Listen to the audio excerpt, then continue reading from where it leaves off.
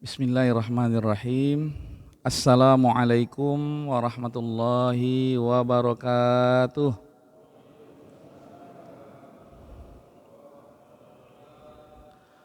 Alhamdulillahirabbil alamin wa bihi nasta'in wa ala umuri dunya waddin. Allahumma a'inna ala dzikrika wa syukrika wa husni ibadatik.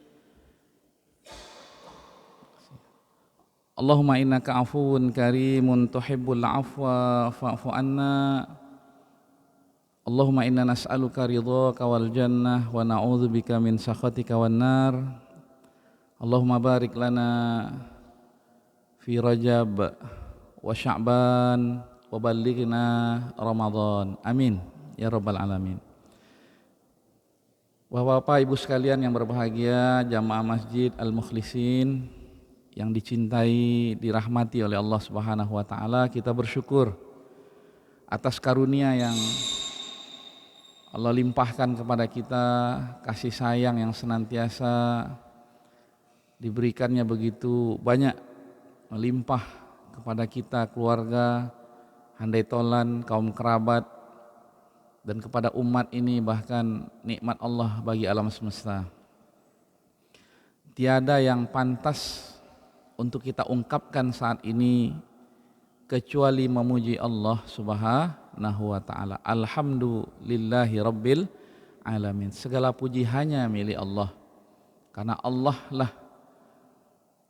lah penguasa langit, penguasa bumi, pemelihara alam semesta dan memberikan hidayah kepada kita semuanya. Kemudian mari kita bersalawat dan menyampaikan salam kepada teladan kita Rasulullah sallallahu alaihi wasallam. Allahumma shalli ala Sayyidina Muhammad wa ala ali Sayyidina Muhammad. Assalamu alayka ya Rasulullah. Pada bulan yang lalu kita ketengahkan 4 kesaksian dari kisah orang yang beriman dari keluarga Fir'aun, mu'minu ali Fir'aun. Orang yang beriman dari keluarga Fir'aun yang memang keimanannya jelas, kokoh, dan ternyata keluarganya juga beriman, istrinya, anaknya, Masya Allah. Ini tentu menjadi pelajaran bagi orang yang datang setelahnya.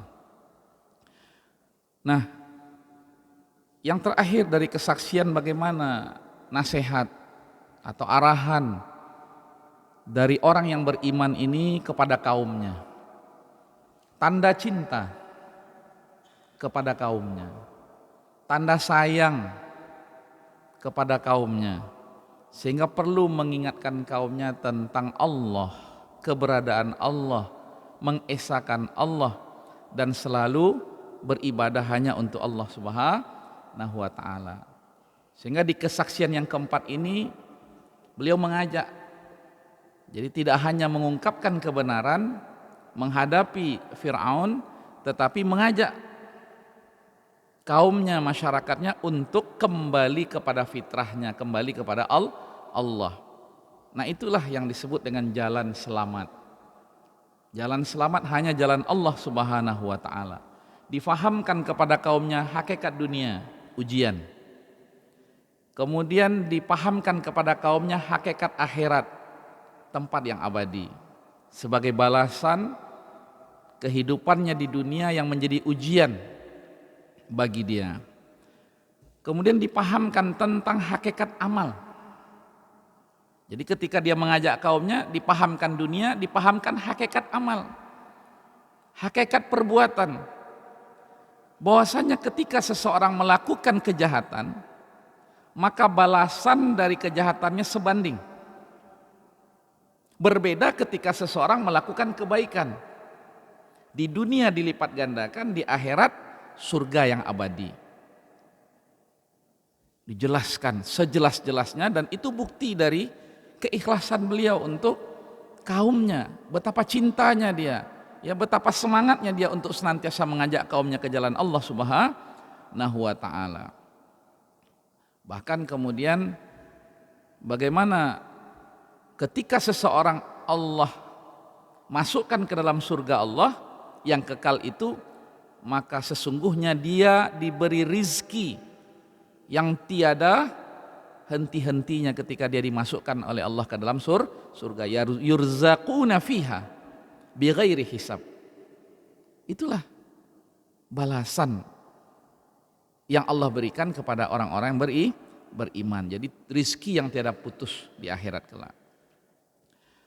Kemudian bagaimana beliau menjelaskan ya bahwasanya seruan kepada selain Allah, seruan kepada kekufuran, seruan kepada kemusyrikan, itu adalah apa? Seruan yang tiada berguna. Maka kalau seseorang melakukan sesuatu yang tiada berguna, itu sama saja dia melakukan sesuatu yang sia-sia. Maka label kepada orang yang melakukan perbuatan yang tiada berguna, yang sia-sia adalah al-musyrif. Ya, orang yang al-musrif itu melakukan perbuatan yang sia-sia. Al-musrif lebih dari batas yang telah ditetapkan, maka kesia-siaan itu berujung di akhirat kepada neraka Allah Subhanahu wa taala. Kemudian bagaimana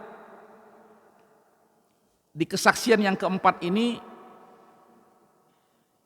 diingatkan kepada kita dari kisah ya, orang yang beriman ini bahwasanya kebaikan itu akan dikenang. Dan itu jaminan Allah. Jadi sekecil apapun kebaikan yang dilakukan oleh seseorang kemudian ya dia dia berikan kepada orang lain, maka kebaikan itu akan dikenang walau terkadang harus berbilang waktu. Ya. Makanya beliau mengatakan fasatazkuruna ma aqulu lakum. Kalian akan ingat apa yang aku katakan, yang aku nasihatkan hari ini. Walaupun terkadang ya ingatnya itu ketika sudah selesai keputusan Allah. Tapi itu jaminan Allah akan diingat. Diingat bagi orang yang ingin kembali ke jalan Allah, dan itu juga akan diingat orang yang diazab oleh Allah Subhanahu wa taala. Walaupun kemudian bagi orang yang diazab oleh Allah menjadi penyesalan. Tapi tetap diingat, dikenang kebaikan itu. Makanya ya pelajaran bagi kita fokus dengan kebaikan. Jangan pernah bosan untuk berbuat baik. Fasatazkuruna ma aqulu lakum. Ya. Nah, ini Masya Allah ya, kebaikan itu kalau sudah kita lakukan maka ikhlaskan, maka wa ufawwidu amri ilallah. Jadi ketika sudah dilakukan, fokus dengan kebaikan, lakukan kebaikan itu, dan itu pasti akan dikenang oleh orang yang menerimanya. Kemudian serahkan urusan itu kepada Allah Subhanahu wa ta'ala. Karena Allah yang maha tahu siapa yang akan mendapat hidayah, siapa yang jauh dari hidayah atau dalalah. Ya, maka Allah katakan basirun, Allah maha tahu. Karena itu Bapak dan Ibu sekalian, terkait dengan konspirasi yang dilakukan oleh Fir'aun dan bala tentara dan pengikutnya itu kepada orang beriman ini, itu urusan Allah. Rencana-rencana Fir'aun kepada dia itu serahkan urusannya kepada Allah Subhanahu wa ta'ala. Karena itu memang urusannya Allah. Urusannya seorang dai, seorang yang beriman dari keluarga Fir'aun itu mengajak. Dijelaskan kebenaran, diajak kepada kebenaran. Dan serahkan urusannya kepada Allah. Karena yang beri hidayah Allah, yang menyesatkan Allah, maka serahkan urusannya kepada Allah. Termasuk rencana jahat seseorang, serahkan urusannya kepada Allah. Dan Allah memberikan garansi, fawaqahullahu sayyiati ma makaru. Jadi pasti ya, setiap perbuatan manusia ada efeknya, ada dampaknya. Ya, makar seseorang ada dampaknya, tapi makar ini urusan Allah. Maka serahkan makar ini kepada Allah Subhanahu wa ta'ala, dan Allah memberikan garansi setiap makar itu akan dibalas oleh Allah Subhanahu wa ta'ala. Apa buktinya? Yaitu dia diselamatkan. Ya, dia diselamatkan imannya, Masya Allah. Bahkan kemudian Allah memperlihatkan semasa hidupnya Nabi Musa alaihissalam, bagaimana Allah memusnahkan Fir'aun dan bala tentaranya. Nah, itu cara Allah.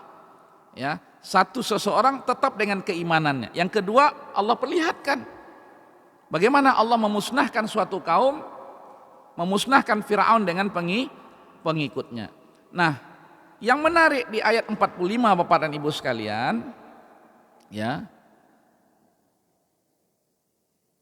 bahwasanya ya, azab yang Allah timpakan secara khusus ya kepada Firaun itu tidak hanya di akhirat, tapi azab itu Allah timpakan juga di dunia. Ya, maka Allah sebut di sini dengan wahaqa bi ahli fir'auna su'al azab. Jadi siksaan itu memang di dunia Allah lihatkan, sebelum Allah nanti abadikan di akhirat. Ya, karena kedurhakaan seseorang, ya, maka Allah perlihatkan, Allah rasakan azab. Jadi kalimat haqa itu merasakan. Jadi seseorang tuh dirasakan kepadanya oleh Allah Subhanahu wa taala azab di dunia. Ya, bagaimana disiksa, ditenggelamkan. Ya, dan itu kan perjalanan yang luar biasa itu. Ya, menghabiskan seluruh energi ya untuk mengejar ya Nabi Musa alaihissalam dan pengikutnya, kemudian ya dengan energi yang maksimal itu kemudian Allah balas dengan azab yang luar biasa. Nah, itu di dunia. Kemudian ketika Fir'aun ditenggelamkan, meninggal kan, dengan bala tentaranya habis. Ayat yang berikutnya menjelaskan an-naru yu'raduna 'alaiha guduwan wa asyiyan. Ini ceritanya sudah habis dengan kehidupan dunia, masuk di alam yang namanya alam barzakh, sebelum alam akhirat, atau kita sebut juga dengan alam kubur, yang menjadi lorong antara kehidupan dunia nanti dengan kehidupan akhirat.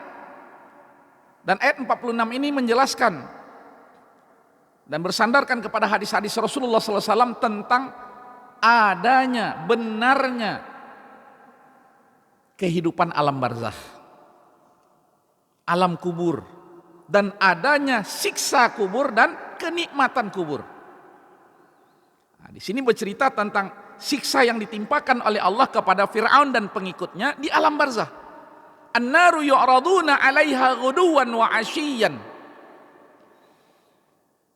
Jadi saat ini, sejak kemudian ditimpakan azab kepada Fir'aun, sampai saat ini dan sampai nanti hari kiamat, Fir'aun, ruhnya dan ruh pengikutnya dalam azab Allah Subhanahu wa ta'ala. Nah, kita nggak ngebayangin sudah berapa lama ini kan antara Fir'aun dengan kita, dan kita nanti dengan hari kiamat, dan itu terus berlanjut dalam azab Allah Subhanahu wa ta'ala. Ini ayat ini yang menjelaskan. Dan kita bisa merujuk kepada beberapa hadis Rasulullah sallallahu alaihi wasallam ya terkait dengan hal ini. Di antaranya ya dari Ibnu Umar. Ini diriwayatkan oleh Imam Al-Bukhari dalam sahihnya, Imam Muslim dalam sahihnya, dan dalam kitab-kitab yang lain dari Ibnu Umar. Bersabda Rasulullah sallallahu alaihi wasallam, "Inna ahadakum idza mata," kata Rasulullah, ketika seseorang dari kalian dia meninggal, "arada alaihi maq'adahu bil ghadati wal asyi," maka Allah perlihatkan dan rasakan. Jadi kalimat arada itu artinya diperlihatkan dan dirasakan. Mohon maaf, ini ibarat api yang kita hidupkan, kompor. Kemudian diperlihatkan api kompor itu, kemudian kita di atas api kompor itu. Nah, itulah yang dikatakan yu'raduna. Jadi tidak sekedar diperlihatkan tetapi dirasakan. Belum dimasukkan. Karena nanti di akhirat baru nanti dia dimasukkan ke dalam neraka itu, ke dalam lembah neraka itu. Tetapi sekarang ini diperlihatkan lembah neraka itu, kemudian dirasakan panasnya lembah itu. Ya, diterbangkan. Kata ulama, diterbangkan dia di atas api neraka itu, diperlihatkan neraka itu, kemudian dirasakan kepadanya azab panasnya neraka. Itu yang dikatakan yu'radu. Dan itulah yang Allah lakukan kepada orang yang sudah meninggal pagi dan petang. Nah, ini ada dua makna pagi dan petang nih. Yang pertama adalah di pagi hari, di petang hari. Tapi ada ulama yang mengatakan itu artinya 24 jam dia merasakan azab kubur. Azab di alam barzah, ruhan duna jasadan. Secara ruh tanpa jasad. Karena ya seseorang jasadnya bisa di mana saja kan. Nauzubillah, misalnya ketika ada peristiwa ya pesawat misalnya, ketika berapa waktu lalu pesawat ya nggak tahu jasadnya di mana. Ya, tapi nanti di hari kiamat, nanti kita bicara tentang hari kiamat, dikumpulkan ruh dengan jasad ini, kemudian orang yang layak untuk diazab oleh Allah diazab oleh Allah Subhanahu wa taala. Orang yang diberi ya kenikmatan Allah diberi kenikmatan oleh Allah. Maka kata Rasulullah SAW, ketika seseorang itu meninggal, maka diperlihatkan dan dirasakan kepada seseorang itu, ya, dia di posisi mana. Kalau dia di posisi ahlul jannah, maka dinampakkan kenikmatan dan dirasakan kenikmatan itu. Makanya ada hadis Rasulullah SAW ya, sebagai bagian dari doa bagaimana seseorang itu ya menjadikan kuburnya itu bagian dari taman-taman surga. Nah, itu arti daripada diperlihatkan siksa, diperlihatkan neraka dan dirasakan siksa neraka, diperlihatkan surga dan siksa dan kenikmatan surga. An-naru wa adzabihi wal jannatu wa na'imiha. Surga dengan kenikmatan. Makanya ya Allah, jadikanlah kuburnya itu bagian dari taman-taman surga. Jadi diperlihatkan surga itu, kemudian dirasakan kenikmatan surga itu. Tapi belum masuk surga. Karena dia masih di alam barzah, tapi diperlihatkan. Sebagaimana diperlihatkan neraka kepada Fir'aun dan para pengikutnya dan dirasakan. Nah, inilah makna dari ayat 46, wan naru yu'radun. Dan neraka itu diperlihatkan kepada Fir'aun dan pengikutnya dan dirasakan bagi mereka sampai datangnya hari kiamat. Ya. Bil guduwan wa asyiyan. Kemudian bagaimana di hari kiamat? Wa yauma taqumus saatu. Dan ketika hari kiamat datang, semua orang digiring, kemudian ahlun nar, ahli neraka digiring ke dalam nerakanya, dan Fir'aun dengan pengikutnya digiring ke dalam neraka yang paling pedih siksaannya. Ya, adkhilu ala fir'auna asyaddal azab. Jadi jelas Bapak dan Ibu sekalian, dalam satu ayat ini ya menjelaskan dua hal. Yang pertama tentang adanya alam barzah dan yang kedua tentang adanya hari kiamat. Karena ada yang menyangkal nggak ada alam barzah itu. Ya. Ayat ini menjelaskan dua hal yang berbeda. Ya kan? Yu'radun, diperlihatkan kepada Fir'aun dan pengikutnya itu tentang ya lembah neraka itu dirasakan. Kemudian wa yauma taqumus saah. Dan itu kan berarti dua kan? Yang kedua adalah dan ketika hari kiamat datang, kemudian Allah perintahkan kepada malaikat untuk menggiring Fir'aun dengan pengikutnya itu ke dalam azab neraka jahanam. Baru kemudian ayat yang berikutnya cerita tentang bagaimana kondisi mereka, Fir'aun dan pengikutnya nanti di neraka jahanam. Nah, tadi yang perlu kita tegaskan adalah tentang adanya alam barzah dan jelas siksanya Fir'aun dan pengikutnya, artinya terkait dengan adanya siksa kubur. Barangkali sebelum masuk ke ayat yang berikutnya tentang bagaimana kondisi Firaun dan pengikutnya di dalam neraka, kita mungkin bacakan beberapa hadis yang terkait dengan adanya siksa kubur. Ya. Dari Ibnu Mas'ud radhiyallahu anhu, ya, Rasulullah sallallahu alaihi wasallam bersabda, "Inna arwaha ali fir'auna." Sesungguhnya ruh Fir'aun dan pengikutnya, ya, wa man kana mithlahum, dan orang-orang yang seperti mereka, minal kufari, dari orang-orang kafir, tu'radu 'alan nar. Jadi kalimat tu'radu 'alan nar itu berarti diperlihatkan neraka itu dan dirasakan. Bil ghadati wal asyi, pagi dan petang. Dan dikatakan kepada mereka, fayuqalu hadhihi darukum. Dikatakan kepada mereka, inilah tempat kalian, rumah kalian. Kemudian dalam hadis yang lain, Rasulullah SAW bersabda, inna arwahahum, sesungguhnya ruh-ruh mereka fi ajwa fi tairin. Jadi diterbangkan, mengitari, ya, taldu ala jahannam, mengitari lembah jahannam. Wa taruhu kulla yaumin marrataini, setiap hari 2 kali diterbangkan. Fadzalika araduha, dan itu baru diperlihatkan dan dirasakan, belum dimasukkan, karena cerita memasukkan ini nanti di akhirat. Begitu juga ya dari Aisyah, an Aisyah, dari istri Rasulullah sallallahu alaihi wasallam. Beliau bertanya kepada Rasulullah sallallahu alaihi wasallam tentang azab kubur. Maka kemudian Rasulullah sallallahu alaihi wasallam menjawab pertanyaan Aisyah tentang adanya azab kubur. Naam, kata Rasulullah. Artinya azab kubur itu benar. Naam. Azabal qabri haqqun. Azab kubur itu benar adanya. Ya. Nah ini.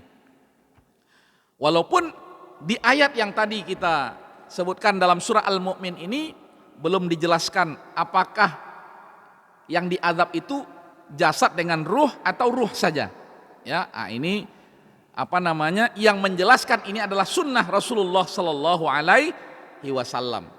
Ya, tapi kalau kita melihat kepada sunnah yang mengatakan benar, naam azabul qabri haqqun, maka disinilah pendapat ulama yang mengatakan yang diazab itu adalah jasadan dan ruhan, jasad dan ruhnya. Nah, karena orang ini kan terdiri dari jasad dan ruhnya kan. Walaupun dia sudah berpindah dari alam dunia ke alam barzah, tetapi ketika Rasulullah mengatakan azabal qabri haqqun, maka itu berlaku bagi jasad seseorang dan ruh. Cuman bagaimananya, ini rahasia Allah Subhanahu wa taala. Yang sampai kepada kita itu yang bisa kita jelaskan. Yang tidak sampai kepada kita, tidak mungkin kita menjelaskan. Maka kita serahkan urusan ini kepada Allah. Tapi yang pasti adalah adanya azab kubur. Kemudian hadis yang kelima, ya, tentang adanya azab kubur yang bertingkat-tingkat, Bapak dan Ibu sekalian. Ya, nah, ini dari Rasulullah Sallallahu Alaihi Wasallam, ma'ahsana muhsinun min muslim au kafirin illa asabahullahu ta'ala. Jadi seseorang mukmin dia, kafir dia, kalau dia berbuat baik, maka Allah beri balasan, ganjaran, asabahullah. Fakulna, kemudian sahabat-sahabat bertanya kepada Rasulullah, ya Rasulullah, wahai Rasulullah, ma isabatullahil kafir, gimana kaitannya dengan seorang kafir yang diberi ganjaran, diberi balasan oleh Allah? Faqala Rasulullah sallallahu alaihi wasallam, dan Rasulullah bersabda, ingkana ya qad wasala rahiman, kalau seorang yang kafir itu menyambung silaturahim antar satu orang dengan yang lainnya, au tasaddaqa, kemudian dia bersedekah, bisadaqatin au amila hasanatin, atau dia berbuat kebaikan, asabahullah, maka Allah berikan dia ganjaran, balasan, almal, ditambah hartanya, wal walad, dikasih anak keturunan, wasihah, dikasih sehat, wa asbaha dzalika, dan semisal itu. Qulna, kemudian kami bertanya lagi kepada Rasulullah SAW, fama itsabatu fil akhirah, dan bagaimana terkait dengan ganjaran diberikan kepada orang kafir di akhirat. Apa jawab Rasulullah SAW? Azaban dunal azab. Dia diberi azab tetapi di bawah atau lebih rendah dari azab yang lainnya. Nah, karena masalahnya kan surga itu ya kuncinya satu, keimanan. Tetapi bagi orang kafir yang berbuat baik di akhirat diringankan azabnya, siksanya, ya.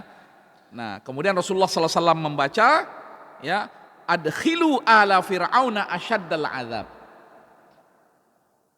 Maka masukkanlah, ya, pengikut Fir'aun kepada neraka jahanam. Inilah bapak-bapak sekalian dan ibu-ibu yang dihormati oleh Allah Subhanahu Wa Taala, ya, beberapa hadis yang terkait tentang adanya azab kubur dan bertingkat-tingkatnya, ya, azab, ya, terkait dengan perbuatan seseorang.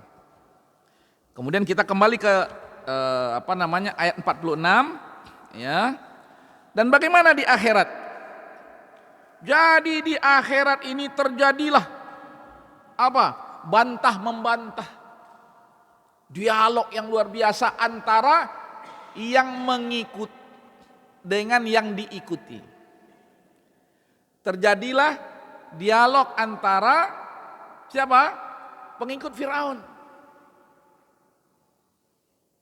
Apakah karena terpaksa atau dengan sukarela?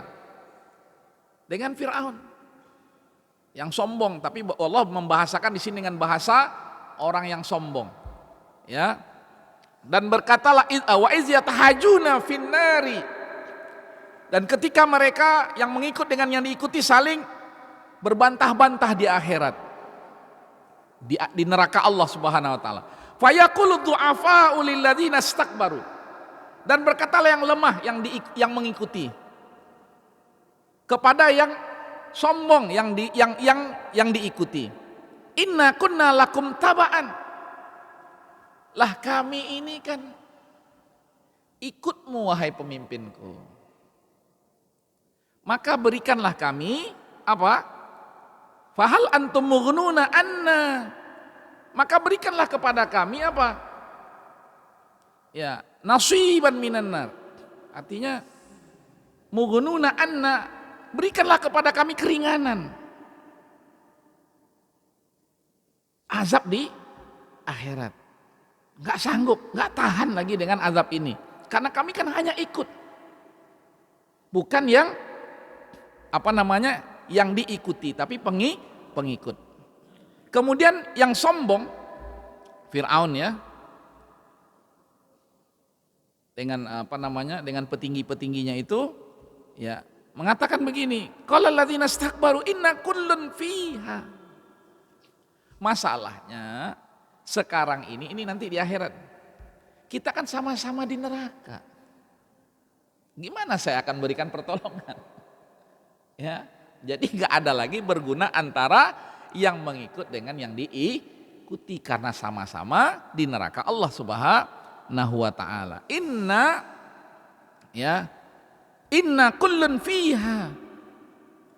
Innallaha qad hakama bainal ibad, dan sudah selesai hukuman Allah, putusan Allah sudah selesai. Kita ini sudah diputuskan di dalam neraka dan kita menerima itu. Kemudian waqala alladzina finnari li khazanati jahannam, mereka berputus asa. Sampai kemudian mereka membuat permohonan kepada penjaga neraka, malaikat penjaga neraka. Buat permohonan kepada malaikat penjaga neraka karena malu langsung meminta kepada Allah, maka meminta permohonan itu kepada penjaga neraka.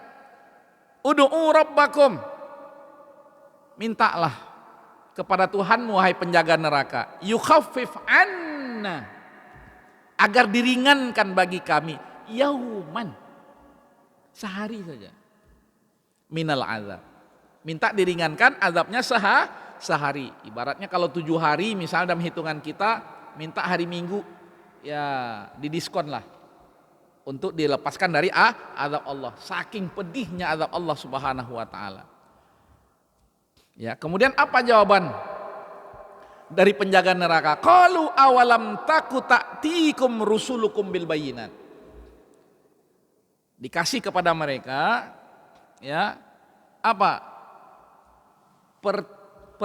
Pertanyaan sekaligus pernyataan. Apa pernyataan dan pertanyaannya? Bukankah sudah datang kepada kalian dulu di dunia utusan Allah? Dan dia datang dengan mukjizat, dengan bukti yang nyata, dengan kebenaran. Kemudian mereka menjawab apa? Qalu bala, iya. Sadar kami. Ya. Nah, ini penyesalan di akhirat. Iya, betul. Sehingga kemudian malaikat mengatakan begini, qalu fad'u. Kalau begitu ya minta aja langsung sama Allah, karena saya hanya menjalankan tugas. Ya. Maka minta sama Allah. Tetapi kemudian dinyatakan wa madu'aul kafirina illa fi dhalal. Sia-sialah permohonan yang dilakukan oleh orang-orang kafir, karena akhirat itu adalah hari pembalasan, bukan lagi hari permintaan, hari permohonan, hari amal. Dan ini menandakan bahwasanya akhirat itu pasti ada. Dan ayat-ayat yang lain menjelaskan banyak sekali tentang adanya hari akhirat. Dan kesombongan itu akibat dari ketidakpercayaan kepada hari akhirat. Maka Allah gambarkan di sini tentang kisah Fir'aun dengan kesombongannya dan penyesalan mereka nanti di akhirat Allah Subhanahu wa taala. Karena itu Bapak dan Ibu sekalian, ayat 50 ya, ayat 50 sampai ayat 56 ini menjelaskan tentang makna kemenangan bagi seseorang. Hakikat kemenangan bagi seseorang. Maka Allah menjelaskan pada ayat 51 sampai 56 ini bahwasanya hakikat kemenangan itu adalah bagi utusan Allah, Rasul Allah dan orang-orang beriman bersama mereka. Dan garansi Allah, ini yang paling penting. Allah memberikan garansi kemenangan bagi perjuangan para rasul Nabi Allah dan orang-orang beriman bersama mereka. Inna lanansuru rusulana walladzina amanu fil hayati dunya. Jadi kemenangan itu Bapak dan Ibu sekalian bukan hanya nanti di akhirat atau di alam barzah, tetapi Allah memberikan garansi kemenangan itu kepada rasul-rasul Allah dan orang-orang beriman di dunia, fil hayati dunya. Sungguh kata Allah, kami akan memenangkan rasul-rasul kami, utusan-utusan kami, nabi dari manusia yang kami pilih. Kami berikan kepada mereka mukjizat, kami berikan kepada mereka kitab sebagai hidayah bagi manusia. Kemudian ada yang beriman mengikut bersama mereka, maka sungguh kami akan memenangkan mereka. Nah, ini janji Allah. Nah, inilah yang dipegang oleh Rasulullah Sallallahu Alaihi Wasallam. Nanti dalam surat Fusilat itu bercerita tentang Rasulullah dan bagaimana Rasulullah menghadapi kaum musyrikin, orang Quraisy ketika itu. Bahkan bagaimana kemudian Rasulullah SAW ditawari dengan tawaran yang menggiurkan. Bayangkan Bapak dan Ibu sekalian. Ya, kata Utbah bin Rabi'ah, orang yang paling kaya dari orang Quraisy ketika itu dan sekaligus orang yang dituakan oleh masyarakat Quraisy ketika itu, menawarkan kepada Rasulullah, dan dia utusan dari orang Quraisy untuk menjumpai Rasulullah. Ditawarkan apa? Kami kumpulkan seluruh harta kami ini, kami serahkan kepadamu hai Muhammad, sehingga engkau menjadi orang paling kaya di wilayah ini. Kami pilihkan kepada kamu wanita-wanita terbaik, 10 wanita terbaik Quraisy. Kamu menikahkan ke-10-nya silahkan. Tapi kemudian Rasulullah SAW menjawab itu dengan 13 ayat dalam surat Fusilat. Dan itu tidak berarti bagi Rasulullah SAW. Nah, inilah makna keimanan itu memang luar biasa. Tidak bisa ditawar dengan dunia. Ya. Apakah itu dengan kekuasaan, apakah itu dengan harta atau yang lainnya. Maka Allah memberikan garansi bagi perjuangan para nabi perjuangan yang beriman bersama Nabi adalah kemenangan. Yang pertama kemenangannya adalah dia kokoh kekeh dengan keimanannya. Dan yang kedua, Allah memperlihatkan siksa kepada orang yang menentang mereka di dalam kehidupan dunia. Maka contoh dalam kehidupan dunianya adalah Nabi Musa alaihissalam. Pengikut Nabi Musa alaihissalam diperlihatkan oleh Allah bagaimana Allah mengazab Fir'aun dan bala tentaranya. Dan itu ada dalam kisah Nabi Musa alaihissalam. Nah, itu yang disebut dengan dan sungguh kami kata Allah memberikan kemenangan kepada rasul kami dan orang-orang yang beriman dalam kehidupan dunia. Kemudian ya fil hayati dunya wa yauma mana? Fil hayati dunya wa yauma yaqumul asyhad. Dan nanti di akhirat yang Allah sebut di sini dengan kalimat dan ketika nanti di hari di mana semua orang akan diminta kesaksiannya oleh Allah Subhanahu wa taala. Akhirat itu akan diminta kesaksian. Bahkan kemudian dalam ayat-ayat yang lain dijelaskan bagaimana kesaksian dari anggota tubuh manusia itu sendiri. Dari pendengarannya, dari penglihatannya. Kemudian dalam surat Fussilat dikatakan dari kulitnya. Kulit ini disuruh berbicara oleh Allah nanti di hari kiamat. Disuruh berbicara kulitnya Fir'aun, disuruh berbicara kulitnya pengikut Fir'aun, disuruh berbicara kulit manusia-manusia nanti di hari kiamat. Nah, ini yang disebut dengan wa yauma yaqumul asyhad. Di hari di mana ketika itu di hari kiamat itu semua akan menjadi saksi. Dan ketika Allah mengatakan kalimat asyhad, kesaksian itu ya, itu dalam makna yang dalam dan langsung. Artinya gampang bagi Allah, mudah bagi Allah untuk meminta kesaksian kepada kulit sehingga kulit berbicara. Meminta kesaksian kepada telinga sehingga telinga berbicara.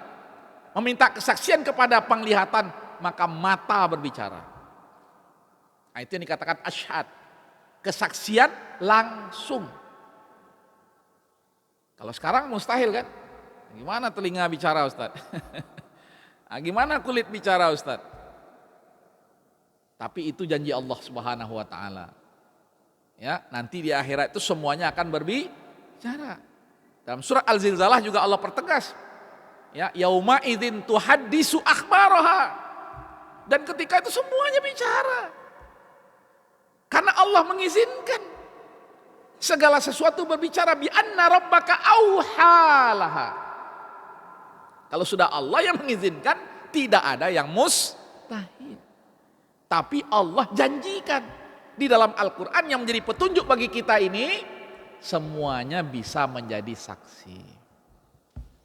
Bahkan Imam Asy-Syafi'i mengatakan, tidak hanya kesaksian dari badan kita ini, tapi kesaksian yang bersentuhan dengan kita. Apakah bersentuhan suara, dengar suara, bersentuhan penglihatan yang terlihat, bersentuhan dengan kulit kita, tempat sujud kita, tempat makan kita, tempat minum kita, kendaraan kita, sajadah, semuanya Bapak dan Ibu sekalian menjadi saksi nanti di hari kiamat. Karena itulah Imam Syafi'i mengatakan, kalau seorang itu masuk masjid, sholat dia tahiyatul masjid, kemudian nanti pindah lagi dia ketika qobliyah rawatibnya di tempat yang lain. Kemudian ketika imam mengumandangkan qomat, maka dia pindah lagi ke saf yang terdepan. Karena semua yang tempat sujud dia itu akan menjadi saksi nanti di hari kiamat. Nah, itu Imam Asy-Syafi'i. Ya, bagaimana beliau memahami ayat itu luar biasa sehingga kemudian beliau merekomendasikan seseorang itu untuk berpindah-pindah. Karena semua tempat yang dia singgahi untuk sholat dia ini dari tahiyatul masjidnya, rawatibnya, sholat wajibnya, fardunya itu akan menjadi saksi nanti di hari kiamat. Apalagi hari ini banyak sekali ini handphone ini, live streaming ini jadi saksi. Ini sampai kemana saja, ya kan? Masya Allah. Inilah yang dikatakan oleh Rasulullah SAW kepada sahabat, wahai sahabatku, nanti ada suatu masa mereka itu lebih dekat dengan kalian. Mereka itu jauh dengan kalian, tetapi mereka ini lebih dekat denganku, kata Rasulullah. Karena apa? Mereka jauh dari Rasulullah, Dari masanya Rasulullah, dari masanya sahabat, tetapi mereka beribadah di dalam tekanan, dalam kondisi yang luar biasa. Sehingga Allah ya mengatakan, kata Rasulullah, Allah memberikan pahala 70 kali lipat dari pahala yang diberikan kepada orang-orang yang bersama Rasulullah SAW. Nah, mudah-mudahan kita ini masuklah, ya kan, dari orang-orang seperti itu. Karena kita jauh dari Rasulullah, tapi cinta kita kepada Rasulullah ingin kita buktikan.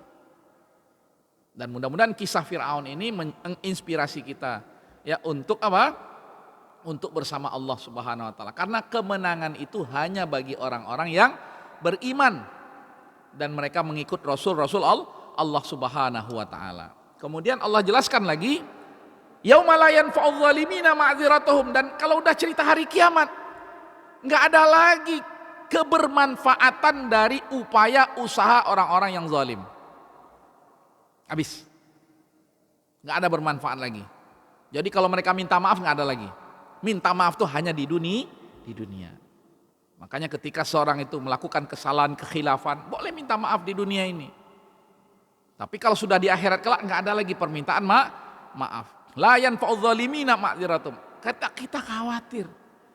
Sekecil apapun kezaliman yang kita lakukan ini nanti enggak diterima oleh Allah Subhanahu wa taala. Begitulah sensitivitas yang kita bangun dalam kehidupan kita. Apalagi mohon maaf kalau kita ini melakukan kezaliman yang besar. Menganiaya orang. Ya, menganiaya ini banyak lagi nih. Ya, menzalimi ini banyak lagi apanya? Artinya dengan perkataan kita. Ya, mungkin dengan rencana-rencana kita. Ya, banyak. Ya, bahkan mohon maaf ya. Bagaimana orang-orang Khawarij itu menganiaya sahabat-sahabat Rasulullah dengan mengatakan qala Allah dan qala Rasul. Mereka ini Pak ahlu ta'ah Pak dan Ibu sekalian. Mereka ini orang yang taat tapi tidak paham Islam. Dan tidak satu pun dari mereka dari sahabat Rasulullah SAW. Tapi mereka berani menghina sahabat. Menghina Ali bin Abi Thalib ketika itu menjadi Amirul Mukminin. Bahkan kemudian setelah itu mereka membunuh Amirul Mukminin Ali bin Abi Thalib. Khawarij, ahlu ta'ah. Dan kita khawatir ketika kita hari ini menghina seseorang, apalagi kita hina ulama, yang kita hina ini orang soleh, ya.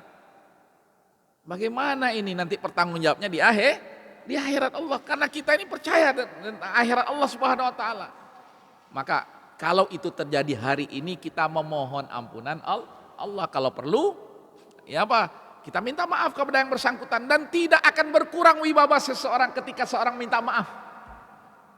Tidak akan berkurang wibawa kita ketika kita ini meminta maaf kepada orang kita zalimi. Mumpung masih hidup, mumpung masih di dunia, mumpung masih sehat, akal kita masih sehat, hati kita masih ada. Dan ini berat memang dalam kondisi-kondisi tertentu. Nah, la yanfa'udz zalimina ma'dziratuhum walahumul la'na walahum su'ad dar. Udah selesai di akhirat tuh enggak ada lagi. Walaqad ataina Musal huda wa auratsna bani Israilal kitab. Huda wa dzikra liulil albab. Dan bagaimana Allah telah memberikan bekal, dan bekal itu adalah kitab. Dan di masa Nabi Musa ada namanya Taurat. Jadi tidak hanya sekedar nabi yang diberikan, tetapi juga diberikan petunjuk, yaitu Taurat. Ya, hari ini diberikan kepada kita adalah Al-Quran. Maka apa kewajiban kita Bapak dan Ibu sekalian untuk mendapatkan kemenangan dari Allah? Sebagaimana kemenangan itu dijanjikan oleh Allah kepada Nabi dan orang-orang yang beriman bersama Nabi. Caranya adalah apa? Fasbir. Jadi nggak ada Pak.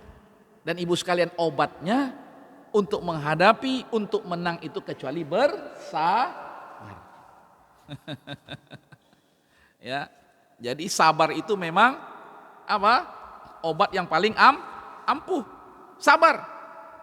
Ya, sabar dari apa? Dari dusta orang-orang yang mendustakan agama Allah. Sabar dari apa? Sabar dari aniaya orang-orang yang menganiaya orang-orang yang di jalan Allah. Sabar dari apa? Sabar dari kekuasaan orang-orang yang berkuasa dengan kezaliman mereka. Sabar. Ya, Sabar dengan sikap manusia yang kadang menolak kebenaran. Sabar dengan apa? Sabar dengan kecenderungan jiwa kita, Pak. Dengan kecemasan kita juga kadang cemas, kadang galau, ya kan? Maka kita sabar dari kecemasan dan kegalauan kita sehingga kemudian ada harapan. Karena harapan itu tidak datang sekonyong-konyong, harapan itu datang dengan apa? Rasa menahan diri. Jadi as-sabru itu al-imsak artinya. Sabar itu adalah menahan. Menahan gejolak emosi. Ya kadang ingin marah aja rasanya. Karena ingin melampiaskan saja rasanya. Tapi kemudian kita menahan diri kita. Karena apa? Ada janji Allah Subhanahu wa taala. Karena itu sabar ini kalau ingin terwujud maka harus ambil bekal. Bagaimana caranya kita bersabar? Yang pertama, seseorang bisa bersabar kalau dia memperbanyak istighfar. Maka Allah katakan, inna wa'dallahi haqqun wastaghfir li dzambika. Karena dengan istighfar itu runtuh benih-benih kesombongan. Karena dia mohon ampunan Allah, Allah yang maha perkuasa, Allah yang maha kuasa. Ya, atas urusan kita dan urusan manusia. Maka istighfar itu merontokkan kesombongan. Dan istighfar itu menguatkan kesabaran. Dan itulah dakwah para nabi. Dakwah Rasulullah, dakwah Nabi Musa, dakwah nabi-nabi, semuanya. Yaitu apa? Memerintahkan untuk bersabar. Dan cara bersabar itu adalah dengan memperbanyak istighfar. Karenanya Rasulullah SAW mengajarkan kita tentang momen-momen istighfar. Dan di antara momen istighfar yang paling penting adalah setelah selesai sholat. Kan aneh ya Pak ya. Kita sudah tahiyatul masjid, niat dari rumah ke masjid, sholat jamaah. Kemudian setelah sholat istighfar. Iya kan? Tapi makom istighfar setelah sholat ini, makom istighfar setelah ketaatan itu tinggi Pak. Orang dari dosa istighfar.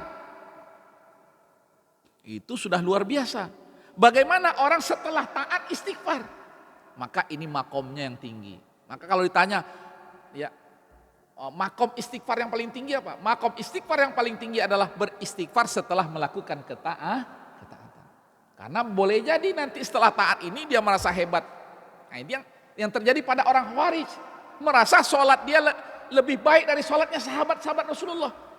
Sehingga Rasulullah SAW ketika hidup sudah mewanti-wanti di hadapan sahabatnya. Hati-hati dengan orang-orang ini kata Rasulullah. Karena ketika itu ada seorang namanya Zulhuwaisirah. Dia menghina sahabat-sahabat Rasulullah SAW. Dia mengatakan sholatnya sahabat itu nggak ada apa-apanya. Sampai kemudian dia berani memprotes Rasulullah SAW. Ini hadisnya sahih dalam Sahih Muslim, Bukhari. Ada Pak, banyak. Ya, ada orang-orang yang di masa Rasul itu taat. Tapi ketaatannya tidak dibungkus dengan pemahamannya. Sehingga kemudian dia dengan ketaatannya merasa dia lebih baik dari sahabat-sahabat Rasulullah SAW. Nah, ini yang paling berbahaya. Makanya setelah ketaatan itu beristighfar. Itu rahasianya. Kok Ustadz kita habis sholat, kita ada sholat sunat, tahiyatul masjid, sudah tadi doa, sudah baca Quran, habis sholat kok istighfar lagi Pak Ustadz? Iya, karena sombong setelah ketaatan itu Masya Allah. Nah, itulah yang lahirnya Khawarij. Dan tidak mustahil hari ini lahir kelompok-kelompok yang seperti itu walaupun dengan nama-nama yang berbeda. Makanya mohon maaf, kita mudah-mudahan tidak terprovokasi dengan kelompok-kelompok yang suka menyalah-nyalahkan saudaranya, apalagi menghinakan, merendahkan ibadah seseorang, sholat seseorang, baca Quran seseorang. Ya Allah, sementara Rasulullah SAW mengatakan, ketika kalian membaca Al-Quran dan kalian membacanya terbata-bata kata Rasulullah, kalian dapat 2 pahala. Begitu Rasulullah memberikan targhib, memberikan spirit bagi seorang yang semangat untuk belajar Al-Quran. Itu baru belajar Al-Qurannya, belum lagi memahaminya, tadaburnya, mengamalkannya. Diberi 2 pahala kata Allah, kata Rasulullah SAW. Pahala membacanya dan pahala belajarnya. Makanya Rasulullah mewanti-wanti dulu, Rasulullah masih hidup.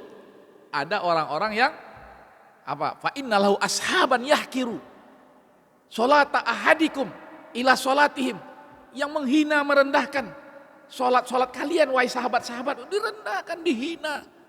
Nah, inilah. Karena itu kalau kita ingin sabar itu menjadi perisai kita, maka salah satu syarat dari sabar itu adalah memperbanyak istighfar. Dan istighfar juga di waktu sahur, Bapak dan Ibu sekalian. Ya, kata Rasulullah SAW, ya, bahkan ayat Allah ya, ada 2 ayat. Nanti Ustadz boleh tambahkan nanti. Ada 2 ayat yang menyatakan waktu sahur itu adalah waktu yang terbaik untuk beristighfar. Wal mustaghfirina bil ashar dalam surah Al-Imran. Wa yastaghfiruna bil ashar. Wa bil ashari hum yastaghfirun. Dan di waktu sahur mereka beristighfar, yaitu waktu menjelang subuh. Sangat baik untuk beristighfar. Kapan lagi? Ya, di banyak waktu. Silakan memperbanyak. Wa anistaghfiru rabbakum. Perbanyaklah beristighfar kepada Tuhanmu. Innahu kana ghafara, sesungguhnya Allah ini Maha pemberi ampunan. Yursilis sama alaikum midrara, kata Allah dalam surat Nuh. Maka Allah akan mendatangkan kepada kalian dari langit apa? Rizki, kemudahan-kemudahan urusan. Jadi dengan memperbanyak istighfar ini Allah datangkan kemudahan. Midrara wa yumditkum bi amwalin, dan istighfar ini menyebabkan harta yang datang melimpah. Bi amwal. Jadi Allah yang berikan janji bagi orang-orang yang suka beristighfar adalah harta yang melimpah ruah. Wabanin, yang tidak punya keturunan khususnya, ingin punya keturunan, maka perbanyak istighfar. Bi amwalin wabanin. Jelas di situ kalimatnya dengan diberikan keturunan. Dan itulah yang kemudian Allah berikan kepada di antaranya Nabi apa? Nabi Zakaria. Iya kan? Nah, gimana ya Allah, kami ini udah tua, udah berumur, gak mungkin lagi punya anak. Istri kami mandul, gimana? Tapi kemudian dengan istighfarnya itu mudah bagi Allah Subhanahu. Karena siapa yang memberikan anak? Allah. Siapa yang menahan untuk punya anak? Allah Subhanahu wa taala. Iya kan? Karena itu mintanya sama Allah, karena Allah kadang uji iman. Makanya iman inilah yang sekarang ini diperangi, Pak. Diperangi oleh Fir'aun, dipengaruhi orang seperti Fir'aun. Sepanjang masa, sepanjang zamannya itu. Jadi ingin stabil hidup ini iman. Iman kemudian dibungkus dengan akhlak. Kemudian iman, akhlak itu dibungkus dengan syariat Allah Subhanahu wa taala. 3 hal ini yang enggak boleh hilang. Yang pertama, iman, bungkus dia dengan akhlak, dan bungkus dengan syariat. Karena syariat itu ya menjelaskan bagaimana akhlak itu kita jalankan. Menjelaskan bagaimana kebermanfaatan itu kita dapat, itulah syariat Allah Subhanahu. Jadi Allah menurunkan syariat untuk kebermanfaatan.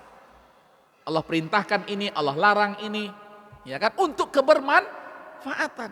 Bisa saja semuanya Allah halalkan, bisa saja semuanya Allah haramkan, tapi Allah tidak mau demikian.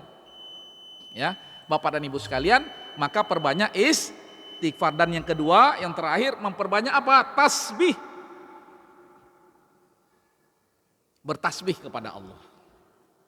Nah, disinilah yang menjadi bekal agar kemudian kesabaran kita, kesabaran seseorang bisa kuat, yaitu dengan beristighfar dan bertasbih, selalu bertasbih kepada Allah. Sebagaimana bertasbihnya alam semesta, dan bertasbihnya alam semesta ini kalau dibandingkan dengan kezaliman Fir'aun dan pengikutnya, hanya kecil kezaliman manusia ini dengan bertasbihnya seluruh alam kepada Allah Subhanahu wa taala. Jadi istighfar itu mengembalikan kita kepada Allah, dan tasbih itu mengingatkan kita tentang seluruhnya tunduk dan patuh kepada Allah. Hanya segelintir dari makhluk, walaupun kebanyakan dari manusia. Jadi kebanyakan manusia, tapi manusia yang kebanyakan ini hanya segelintir dari seluruh makhluk Allah yang selalu bertasbih kepada Allah Subhanahu wa taala. Itu perbanyaklah bertasbih agar kemudian istighfar dengan tasbih ini menjadi bekal kita untuk kuat sabarnya. Amin ya rabbal alamin. Ini saja barangkali yang dapat saya sampaikan, dan insya Allah pada pertemuan yang berikutnya, tapi udah Ramadan ya. Nanti kalau dilanjutkan Ramadan bisa, atau setelah Ramadan insya Allah ya, 3 judul lagi insya Allah dari surat ini, sehingga kita nanti insya Allah bisa masuk kepada surat yang berikutnya, ya, surat yang berikutnya. Dan di ujung-ujung ini biasanya Allah kembalikan lagi kepada awal. Nah itu indahnya Al-Quran itu, di awal ini statement-statement ini, kaidah-kaidah di awal ini. Kemudian dibuat kisah-kisah, nanti di ujung dikembalikan lagi kepada kaidah lagi. Ya, sehingga kemudian akidahnya kuat. Nah, itulah cara Allah untuk menyentuh hati kita, sehingga kita ini ya kalau sudah faham nanti surat per surat, ayat per ayat ini Masya Allah indah sekali. Dan kita ingin selalu menghatamkan Al-Quran dan hidup bersama Al-Quran. Subhanakallahumma bihamdika nasyhadu an la ilaha illa anta nastaghfiruka wa natubu ilaik. Wassalamualaikum warahmatullahi wabarakatuh.